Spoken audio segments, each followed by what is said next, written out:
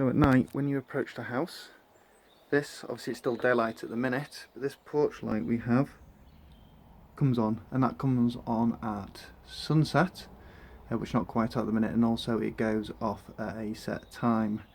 And then what we do is when we come inside the house, we have smart things which triggers these lights to come on. So this is the porch light. These are the GU10 white ambience. There's no point in having coloured bulbs in there in the hallway. And obviously when you're walking around in the corridor and you want the lights to come on and off, there's also a sensor there. And then when we walk into the kitchen,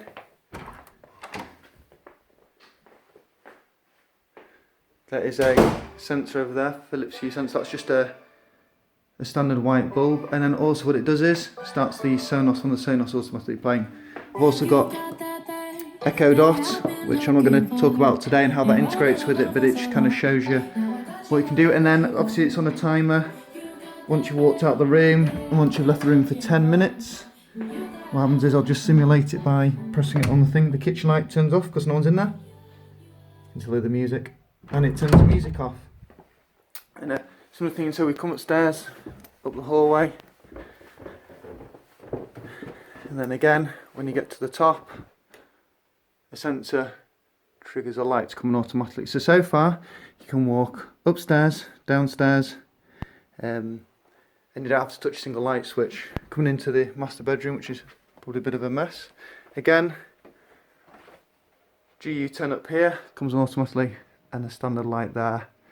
And I didn't want to automate the bedside lamps, so what we did is we put the Hue lights in there, and we've also got the Hue switches. So it means we can turn on both bedside lamps, dim them down from the comfort of our bed. Then that just comes off. We tend to leave it on the wall as a switch and use it like that. So these main lights come on when you first walk in, and then these dim down and turn off after 2 minutes. So if you're walking around in the room, get your stuff done that you need to get done, and then when it's bedtime, as I said, we use these switches as one either side to trigger the lights, and they're plumbed in to activate both of them at both sides.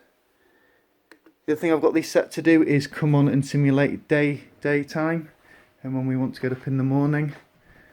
So again, when we leave the room, just simulate that now, since there's no movement, and the light goes off, and the hallway lights kick in. And then we've also got is this one, because we've got children.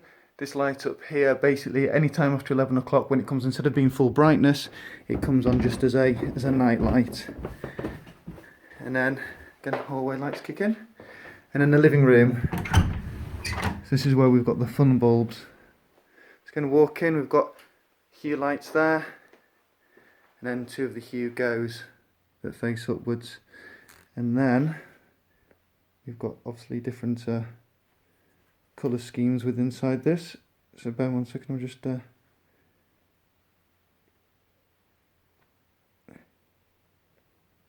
just give you some examples. So phase into purple, so we can have the whole room in purple light.